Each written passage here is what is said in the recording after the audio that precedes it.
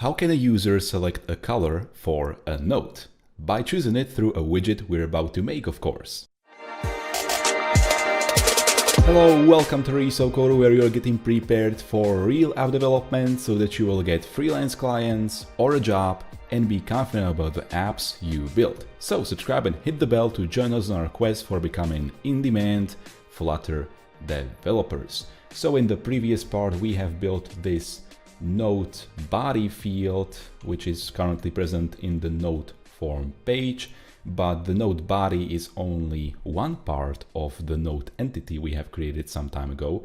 The other things are the color of the note, which the user needs to be able to select, and then in later parts we are also going to create the UI for selecting or adding to-dos. That will be a bit longer to accomplish than the color field or the note body field, because as you can see, this is actually a list, which is kind of complex and it's also reorderable, which is nice. But for now, let's focus in this part on the color selector. So we need to create a horizontal list view, which is going to simply present us with the colors which are predefined for a note, and then the user will be able to select the color. And then of course what's going to happen is that the color will be selected for the currently created or edited note. So let's get right to it. Okay, so after properly rearranging my windows so that we can see the code editor and the emulator simultaneously, we can now go ahead and right in the widgets folder where the body field widget is present, the file, we can create a new file called color field widget .dart. It's actually not really going to be a field in the Flutter sense, because fields like text form fields, they need to operate with forms. They need to be able to be validated by forms and, you know, all that kind of stuff. They are basically really tied to the form widget. Our color field, in quotation marks, widget will not really be cooperating with the form widget whatsoever, but I just call it color field widget just to keep our naming scheme consistent within our app. But from the Flutter point of view, it's not really a field. So let's create a widget which is going to be stateless. So color field, here we go, import material, and right off the bat, let's go to the note form page and just quickly add it to or below the body field in the column. So it's going to be a constant color field.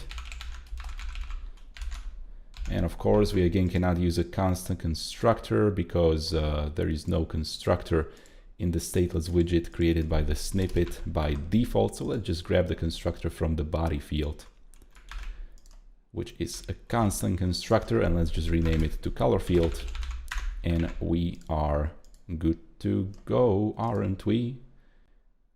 We're not, of course we're not, because we actually need to also import the color field widget, but now we are actually good to go. So let's start implementing the color field, because currently it's just an empty container, which is of course not visible and it doesn't do anything useful. So we're going to start with building the visible UI first, and then we are going to actually implement the functionality which is going to call the node form block and change the color in the node which is currently being created or edited. But for now, let's just create the visible part of the UI. Actually, we're going to leave the container in here for a very good reason, and that is that we are going to use a list view as a child. So it's going to be a list view, not just any kind of a list view, but actually a separated list view, which gives us, in addition to the regular item builder, also a separator builder. We are going to use this separated version of a list view in order to provide nice, consistent spacings between the individual colors, which can be selected, and the separator builder allows us to do that very simply, efficiently, and nicely from the programmer's point of view. And of course, now we get an error that the item builder is not null. But before we handle that, let's just first give this list view a scroll direction, which in this case should be horizontal. So axis horizontal. And this will create an issue that there is really no given height for this list view, because of course, in the horizontal direction, which is the scroll direction, it's gonna take up the whole space, right? Because it's a list view. But when it comes to its height, we need to specify it explicitly, and that's why we are wrapping the list view in a container. So height is 80. We could also wrap it inside a size box, but hey, I think container is just fine. And now, no matter what happens, the height of the list view and its items therefore will always be 80 logical pixels. You could also do it in a more responsive way, but I think that hard coding 80 pixels is just fine. Let's first specify the item count, which is actually very easy to specify because we have a value object, if you remember, called node color. And inside this node color, we have predefined colors, which is simply a list of Flutter color objects. And we can just use this predefined colors field, which we have defined, to get the length of the list. And this way we now have specified the length or the item count for this list view. Now, similarly, it's easy to define an item builder, which is going to need to pass us a context and an index for the item which is currently being built, because we are just going to use the predefined colors from the node color value object to grab the current final item color. So let's say node color predefined colors at index. Simple as that. And now what should we display when we have this color here? Well, these circles, which can have a border, and if you notice carefully, they also have a shadow below them, so they are elevated in material design terms. The simplest way to accomplish this nice UI is by using a material widget. So let's just return material, and this material widget's color is of course item color. Let's just save it and quickly see how it looks like. Well, we cannot see it currently because we also need to specify the separator builder function. So before doing anything else, let's do just that. The separator builder also passes us a context and an index, and from here we just want to return a constant size box and just paste it on the width. So width will be 12 logical pixels, just like this, right? Now we cannot see anything when it comes to this material widget because it doesn't actually have any size. So for giving it some width and height, we need to provide a child to the material widget, which is going to be just a container. And we're gonna say width 50, height 50. So it's gonna be a nice square, sort of, kind of, not really. As you can see, it's looking sort of weird, but that's not an issue because we are actually it's gonna be cool. Don't worry. We're going to use a circular border for this, so it's gonna be sorted out quite nicely. All right, so now that we can see some colors on the screen, let's continue in our quest to get this UI working. So the simplest thing we can do is add elevation of 4, and you can immediately see something nice happening on the screen. Some shadows are going on, which is nice to see.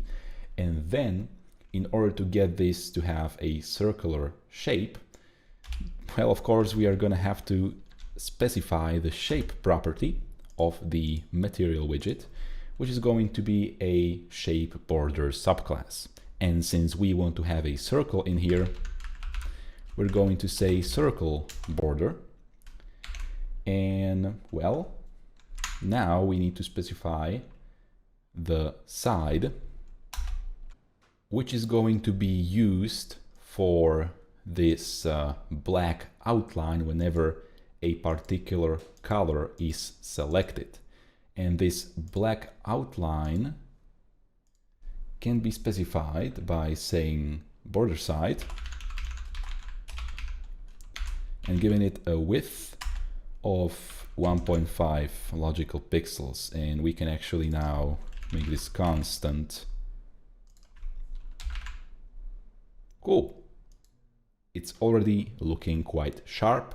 And of course, later on in this part, we are gonna be able to switch between the circular outline border and no border, which can be for now specified as side border side none, right? Just like this. Now it's not visible. We're gonna be able to switch between it dynamically by user tapping on a particular color field or color circle. Now, before doing anything with selecting colors and passing them to the block, let's first handle the padding, which is sort of a bit off because there is of course no padding currently. So the items, the circles, are really flush with the sides of the screen. So we want to go into the list view and just add padding, which is going to be, let's say, const edge insets, let's say symmetric, and we want to offset or pad the horizontal sides, so left and right, by 8 logical pixels. And it looks quite a bit nicer, so that's good to see. And actually, you know what, I really do not like this overglow, or however it's called, this effect which material design provides us when we try to scroll further than is available, because here it's kind of ruining the experience because you can really, I mean, it doesn't look good. What can I say? So because of that, let's just quickly say that the physics will be bouncing scroll physics. Let's make it constant, and this is going to give us that Apple feel of overscroll. And hopefully we're still going to be able to use this bouncing scroll physics in the future, because from what I know, there is a lawsuit from Apple on Google and possibly a bunch of other companies, because they have actually patented this bouncing scroll physics, sort of. I'm not sure how that's possible, but you know, they have some issues that this bouncing scroll physics is used on Android and other platforms as well. So we shall see where that goes, but for now, let's just enjoy this bouncing scroll physics while we can. Now, let's bring in the block. So we are going to wrap this whole return container thing. Let's just cut it out. And we're going to wrap it inside a block builder, which is going to operate on the node form block. Let's import node form block and also Flutter block package, of course. And let's return the thing which we have just cut out. For some reason, there is an error. Yep, we're missing a semicolon. Now we're good to go. And just like we've done in other parts of the node form UI, we want to limit when this block builder will kick off the rebuilding process. So we'll obtain the previous state, P, and the current block state, C. And we want to rebuild this part of the UI only when the previous state's node color is not equal to the current state's node color. This will again prevent unnecessary rebuilds, which will quite significantly improve the performance of our app. And why do we want to rebuild this thing only when the color changes in the node form block? Well, because depending on the currently selected color in the node form block, we want to dynamically circle a different circle, right? Because here in the circle border, we can dynamically set the border side to have a width of 1.5, depending on the value of the node color value object from the state. So let's just say side will be dependent on state dot nodes dot color dot value, which is either a value failure or color, right? And now fold, and we need to handle both the correct successful case and also the unsuccessful case for when you know, there is an error, there is a value failure in the value object. By the way, there can be no value failure as of now, because if we take a look at the node color value object, we always return the right side of either from there. But technically in the future, you could add something in there which would produce a value failure, and you want to make sure that it's handled properly right from the get-go. So we're going to handle it right now. So in the case of a failure, which even cannot happen, we're going to do a simple thing of just simply not showing any sort of a border anywhere. So it's going to be just border side none by default if there is some sort of a failure. But if there is no failure and the value is valid, it's gonna bring us a color into this function. And from here, since we are inside a item builder, right? Here, we're going to check if the selected color from the block is equal to item color. Item color is just the color of the currently iterated through list item in the item builder, of course. And if it is equal, then we want to select it in the UI by showing the black border. So let's say ternary operator const border side with 1.5, just like this. Otherwise, it's gonna be border side none. Awesome. And here we go. By default, the first color, which is white or a little bit off white, the canvas color is selected, and we can see it being selected in the UI. Of course, currently we cannot select any other color, which is a bit of a bummer. So let's fix that immediately. The simplest way to do this is to just wrap the material inside a gesture detector. So let's say wrap with widget, gesture detector, and this can accept very many types of taps and presses and swipes, but we just want to do simple on tap. And whenever it's tapped, this thing, we want to access the node form block. So context block of type node form block. And then we want to say add an event. And the event's name is, of course, from the node form event color changed. Whoops. And the color, which we have changed the node color to, is, of course, the item color of the currently built item for the list view.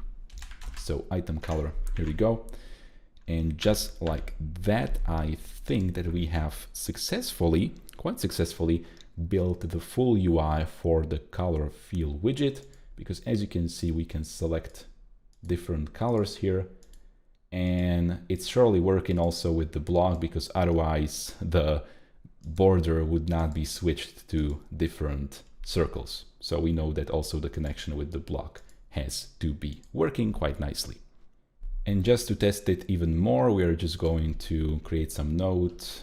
Hello this is a yellow note, right? Create it. Here we go. Hello, this is a yellow note.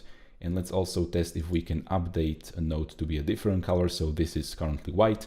We're going to turn it to a pink note. And sure, we can update the color of the notes just fine. So if you want to get the code from this tutorial, just go to the link in the video description where it's available.